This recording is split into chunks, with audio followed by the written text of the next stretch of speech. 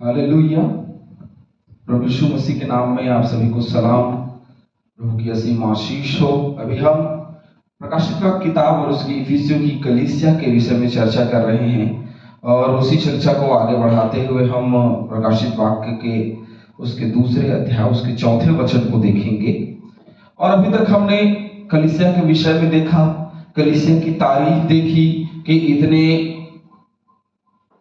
धार्मिक जगह में रहते हुए भी कलीसिया बनी और ये बचे रहे पाप करने से, क्योंकि यहाँ व्यभिचार और दुनिया भर की बहुत सारी बातें हुआ करती थी, लेकिन उसके बावजूद भी ये बचे रहे इसलिए क्योंकि प्रभु के डर और भय में थे।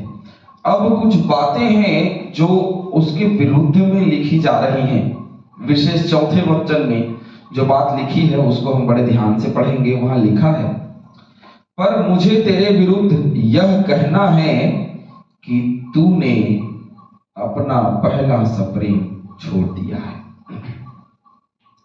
इफिसियों की कलीसिया की स्थिति के विषय, क्योंकि मैंने स्थिति और परिस्थिति के विषय में इसलिए बात की क्योंकि ये बातें जानना इसलिए जरूरी थी, उनकी तारीफ की बातें जानना इसलिए जरूरी थी कि हमको पता चले कि उसकी कितनी तारीफ हुई, लेकिन उसके बावजूद भी उसमें एक कमी है कि तुमने पहला सा प्रेम छोड़ दिया है। इतने व्यभिचार, इतने कलंकित जगह में रहने के बावजूद भी तुमने अपनी कलीसिया को बचाए रखा, धीरज के साथ संभाले रखा, लेकिन तुम में अभी एक बात पाई जाती है अंत के दिन में कि तुमने पहला सा प्रेम छोड़ दिया है। आज हर एक मसीहियों के लिए बात यदि देखी जाए तो मैं यही कहूंगा कि सचमुच में जैसे हम शुरुआत के दिनों में होते हैं या जैसे हम उन दिनों में होते हैं जब हमारा बपतिस्मा होता है या विवाह होता है या हम प्रभु से जुड़ते हैं, उन दिनों में हमारा उत्साह अधिक होता है, लेकिन धीरे धीरे धीरे धीरे धीरे धीरे हमारा पहला सा प्रेम खत्म हो जाता है। जब इतनी सब प्रशंसा की बातें हैं तो आलोचना की भी बातें कैसे हो सकती हैं? प्रश्न उठता है कि इतनी सब इच्छाओं के बाद एकाध बुराई को अनदेखा नहीं किया जा सकता। बहुत सारी तारीफ है इफिसियों की कलीसिया की, लेकिन उसके बावजूद भी जो कमियां हैं उसको नजरअंदाज नहीं करता परमेश्वर। उन कमियों को वो जानता है, इसलिए कहता मैं जानता हूं, इसलिए वो कहता है वो कमियों को जानता है, वो कलीसिया की समस्याओं को जानता है, कलीसिया के लोगों के हृदय और कलीसिया के लोगों को मन को जानता है, इसलिए वो कहता है कि तुमने पहला सा प्रेम छोड़ दिया। अब कोई चर्च भवन से तो नहीं कह सकता ना कि तुमने पहला सा प्रेम छोड़ दिया। ये मनुष्य की बात हो रही है कि तुमने पहला सा प्रेम छोड़ दिया।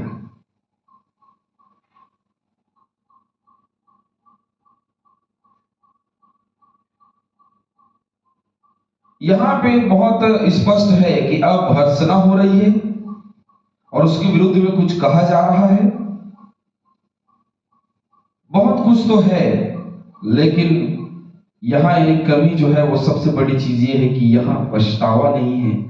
यहां लोग जो हैं वो अब प्रभु को नहीं ढूंढ रहे हैं, वो किसी और को ढूंढ रहे हैं, है ना। और पहला सा प्रेम जो है वो छोड़ देने का मतलब जो है बहुत सारी चीजें हो सकती हैं। पति पत्नी के बीच में यदि पति या पत्नी दोनों में से कोई एक पहला सा प्रेम छोड़ दे तो कैसा लगेगा? अजीब सा लगेगा। यिर्मयाह की किताब 2:2 पढ़ लीजिएगा। मत्ती 24:12 हम पढ़ते हैं। मत्ती 24:12 हम पढ़ते हैं। वहां पे क्या लिखा है अभी हम देखेंगे। मत्ती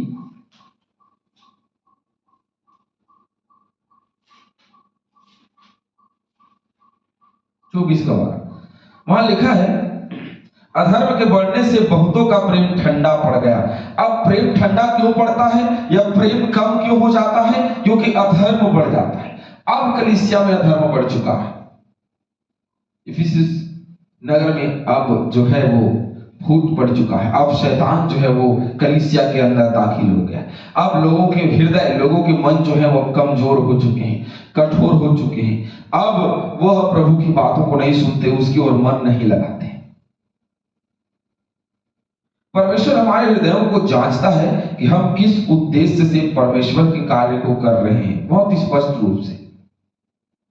कलीसिया में क्या चल रहा है वो कार्य क्यों हो रहे हैं परमेश्वर जानता है, और कितना लगाव है परमेश्वर से हमारा, वो आज जांचने की आवश्यकता है। नहीं तो अंत के दिन में यही होगा कि तूने पहला सा प्रेम छोड़ दिया। क्या जो प्रेम शुरुआत के समय में था, जो प्रेम कलीसिया जब स्थापित हुई तब था, तो क्या वो प्रेम आज है? नए चर्च के बनने से, नए कलीसिया की स्थापना से लोग उत्साही होते हैं, लेकिन क्या वो प्रेम, वो आनंद, वो धीरे धीरे धीरे धीरे धीरे धीरे धूमिल हो जा रहा है? क्या हम भूल जा रहे हैं कि परमेश्वर ने जो कार्य किया वो बड़ा है? 5वें वचन को जब हम पढ़ते हैं तो हम उसका बहुत स्पष्ट रूप से पाते हैं, लेकिन उससे पहले हम इसकी हर एक बातों को देखेंगे। कहीं हमारा उद्देश्य स्वयं के स्वार्थों की पूर्ति के लिए तो नहीं है कि हम स्वयं के स्वार्थों की पूर्ति कर रहे हैं कलीसिया में रह करके, कि हमें बपतिस्मा लेना है, बपतिस्मे के बाद में अपने बच्चों का विवाह करना है, फिर कुछ हो गया घटना, दुखित घटना घट गया तो मिट्टी के लिए, या फिर हम समाज में दिखावे के लिए रहते हैं कि हम तो समाज में बड़े हैं, हम तो ये हैं, हम तो बहुत सारी चीजें हैं जो कलीसियाओं के प्रेम को आज कम करती है। शुरुआत के दिनों में कलीसिया बड़े उत्साह के साथ आगे बढ़ती है, लेकिन धीरे धीरे धीरे जैसे जनसंख्या बढ़ती चली जाती है, लोग जुड़ते चले जाते हैं, पासवान भी सुस्त हो जाते हैं, पासवान भी स्थिर हो जाते हैं, और उसके बाद कलीसिया जो है वो स्थिर हो जाती है, और स्थिर होकर के वो धीरे धीरे धीरे करके अपने पहले से प्रेम को, पहले सा उत्साह, पहले से लगाव प्रभु के प्रति, पहले जैसा पहले जो प्रेम था प्रभु के प्रति, वो धीरे धीरे करके धूमिल हो जाता है, कम हो जाता है। दूसरा कुरिन्थियों 5:14 को पढ़ लीजिएगा। पौलुस कहता है कि मसीह का प्रेम मुझे विवश कर देता है। दूसरा कुरिन्थियों 5:14, मसीह का प्रेम मुझे विवश कर देता है। वह व्यवस्था वास्तव में हम में है कि नहीं कि उस प्रेम की व्यवस्था के कारण हम मसीह के लिए कुछ भी करने को तैयार हो जाए। मसीह का जो प्रेम है, यीशु मसीह का जो प्रेम है, वो अपार है, जिसकी कोई सीमा नहीं है। लेकिन क्या हम उस सीमा में आगे हैं? क्या हम प्रभु के डर और भय में चलने वाले लोग हैं? क्या हम लगातार प्रभु में बने हुए हैं? क्या हमारा उत्साह प्रभु के प्रति है? नहीं, शायद नहीं। हो सकता है जो शायद है उसकी वजह से हमारा जीवन अपराधिक हो, हमारा जीवन जो है वो भटका हुआ। इसलिए प्रभु कहते हैं तूने पहला सा प्रेम छोड़ दिया। इफिसियों नगर के लिए लिखा है, तू परिश्रम करता है, तू धैर्य करता है, तू अपने कार्यों में दुष्ट लोगों को तू आने नहीं देता, तू परखने वाला है, तू धैर्य के साथ हर एक चीजों को दुख उठाता है। लेकिन उसके बाद भी मुझे तेरे विरुद्ध कुछ कहना है, पर मुझे तेरे विरुद्ध कुछ कहना है कि तूने अपना पहला सा प्रेम छोड़ दिया है। सारी तारीफें हैं, सब कुछ है एक व्यक्ति के अंदर में, लेकिन एक चीज है जिसको तू छोड़ नहीं पाता। कभी नशा, कभी विचार, कभी लड़ाई झगड़ा, कभी बुराई, कभी क्रोध, छोड़ नहीं सकता। क्यों नहीं छोड़ सकता? क्योंकि उसने पहला सा प्रेम छोड़ दिया। जब प्रेम ही छूट गया तो मसीह जीवन कैसे छूट ना जाएगा? अपने प्रेम को बचाए रखना जरूरी है, अपने उत्साह को अंत तक बचाए रखना जरूरी है, लेकिन उसके बाद भी यदि खामियां होती हैं तो फिर परमेश्वर तो बोलेगा। क्यों? 5वें वचन में लिखा है, इसलिए स्मरण कर तू कहां से गिरा है और मन फिरा और पहले के समान कार्य कर, अन्यथा मैं तेरे पास आता हूं और यदि तू मन न फिराए तो तेरे दीपदान को उसके स्थान से हटा दूंगा। वह कलीसिया को हटा देने की बात कर रहा है। वह उस स्थान से, जिस स्थान में कलीसिया का रहना है, उस स्थान से उसको हटा करके अलग कर देगा। इसी की किताब 3:3 में लिखा है, इसके विषय में हम पढ़ेंगे। 3:3 में लिखा है, इसलिए स्मरण कर कि तूने कैसी शिक्षा प्राप्त की और सुनी, सरदीस की कलीसिया के लिए, और उसमें बना रह और मन फिरा। सरदीस की कलीसिया को भी यही बात परमेश्वर का वचन कहता है। परमेश्वर चेतावनी दे रहा है, केवल आलोचना करके वह नहीं छोड़ रहा, परंतु वह यह भी कह रहा है कि तू आलोचना के साथ साथ वह उपाय भी बता रहा है। आलोचना उसने की, उसके साथ साथ वो एक उपाय भी बता रहा है, उनके कमियों और घटियों को बता रहा है कि तू उसको सुधार ले। यदि कोई व्यक्ति या कोई पासवान किसी की कमजोरी या कमियों और घटियों को बताता है तो इसका मतलब यह नहीं कि उसको नीचा दिखाना है, इसका मतलब यह है कि वह चाहता है कि उसको ऊपर उठाए। इसलिए बाइबिल को सुसमाचार कहा जाता है। परमेश्वर के वचन के आधार पर दूसरों को मात्र अधर्मी दर्शाते रहना सुसमाचार की बात नहीं। सुसमाचार का मतलब यह भी है कि आशा और आनंद और शुभ संदेश भी देना है। हम चाहे कैसी भी स्थिति में हो, हमारे लिए आज भी आशा है। निराशा में ही आशा, ये निराशा है, हताशा है, उसमें एक आशा की किरण कलीसिया है, जिसको इफिसुस की कलीसिया में स्थापित की है। परमेश्वर का आह्वान है कि मन फिरा अर्थात पश्चाताप कर। पश्चाताप में 3 तथ्य निहित होते हैं। पाप करने से रुक जाना, जो पश्चाताप करते हैं अब पाप करने से रुक जाते हैं और परमेश्वर की तरफ मुड़ जाते हैं और परमेश्वर के साथ साथ परमेश्वर के मार्ग पर आगे बढ़ते हैं। पश्चाताप में यह बिल्कुल भी नहीं होता कि वो उसके मार्ग से विमुख हो जाएं, अलग हो जाएं और जानबूझकर गलती करते रहें, पाप करते रहें, अपनी आत्मा की अगुवाई ना होने दें, नहीं तो गड़बड़ी होगी और परमेश्वर कहेगा कि तूने पहला सा प्रेम छोड़ दिया है। मन फिरा नहीं तो मैं तेरे दीपदान को अर्थात कलीसिया को ही बाहर कर दूंगा, वहां से हटा दूंगा, अलग कर दूंगा। तुझे पहले समान हो जाना है, पहले के समान कार्य करना है। मन फिरा मतलब है आह्वान कर रहा है कि तू पहले जैसा काम कर। सुधार की आवश्यकता है और वचन कहता है चेत कर कि तू कहां से गिरा है, उसको समझ कि कहां से तू गिरा है। गलतफहमी में मत जी, जो कमी है उसको दूर कर। कई कमियां मनुष्य के जीवन में होती, उन कमियों को दूर करना जरूरी है। जो आग थी शुरुआत में, वो आग खत्म हो गई, उस आग को जलाए रखना है। 10 कुंवारियों के दृष्टांत को हम अच्छे तरीके से जानते हैं। तो आग को जलाए रहना है तो क्या करना पड़ेगा?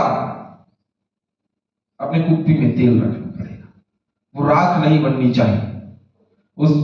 ये स्थिति जो है ना, जिसकी आग जो है वो राख में बदल जाती है, ये दयनीय स्थिति, इस स्थिति को मैं और आप बदल नहीं सकते।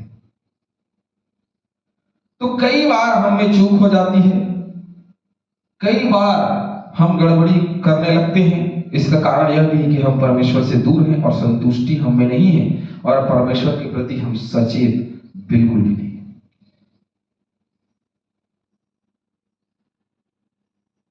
कई बार चेताने से हमारे जीवन में विवेक लौट आता है, इसीलिए उसने चिताया। और इसीलिए कई बार पासवान, कई बार लोग जो हैं हमको चिताते हैं। मैं तेरे दिवट को अलग कर दूंगा का मतलब होता है अस्तित्व को खत्म कर देना, क्योंकि कलीसिया को ही हटा देगा तो अस्तित्व जो है वो क्या हो गया? खत्म हो गया। लेकिन बुलाहट उनके जीवन में है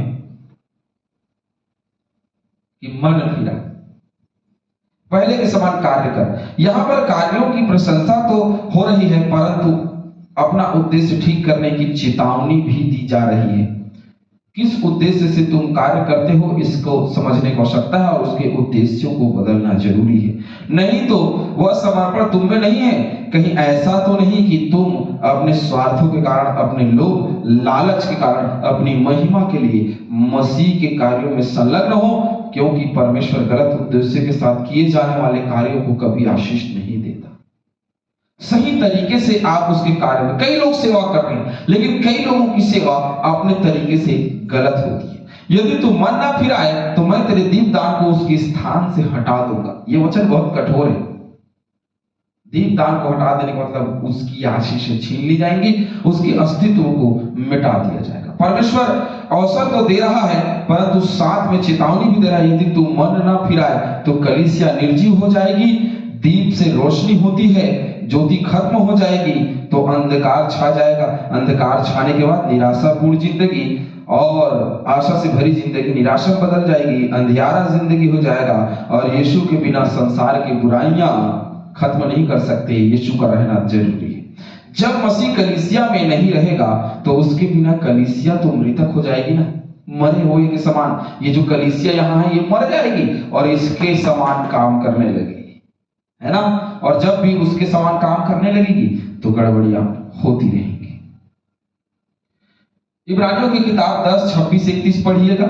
ऐसे में परमेश्वर हमको छोड़ देता है, ठीक उसी प्रकार जैसे शिमशोन को पता ही नहीं चला कि कब परमेश्वर का आत्मा उस पर से उठ गया।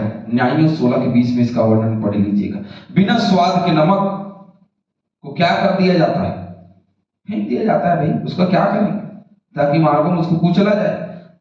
परमेश्वर की दृष्टिकोण से यदि हमने अपने पहले से स्वभाव को, पहले से कार्य को, पहले से उत्साह जो प्रभु में छोड़ दिया है, तो हमारे लिए अवसर है कि मन फिराएं और मन फिरा करके उसकी नजदीकी में आए। नहीं तो वह हमारे दीपदानों को अर्थात हमारे अस्तित्व को मिटा देता है। परमेश्वर हम सभी को बहुतायत से आशीष दे। आमीन, हालेलुया।